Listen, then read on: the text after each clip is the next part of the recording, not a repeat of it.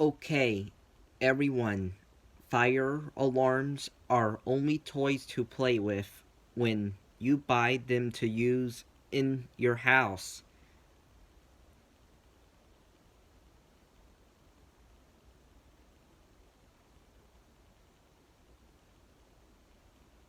not in a public building. The only time that you can play with fire alarms is when you buy them to use in your house, because you like to experiment with fire alarms. And it is a hobby that people have.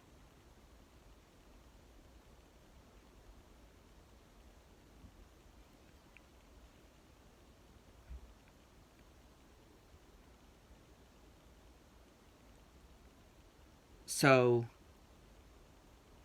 fire alarms are not toys unless you have them in your house. Bye.